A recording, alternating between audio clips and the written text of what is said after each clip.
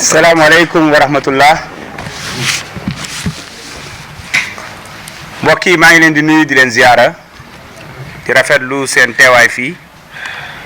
yaakaar naa ni ci mbirum candidature président Ousmane Sonko li ci Ayib Daffé ou l'infatigable Ayib Daffé ak Dame Mbodj wax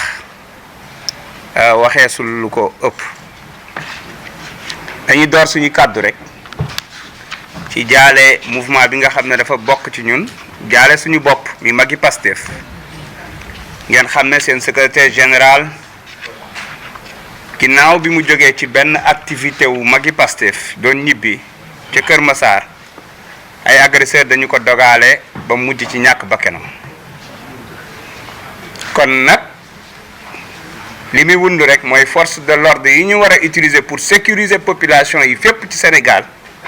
dañ leen a dajale saam leen ci diggante administration yi ak tribunal bi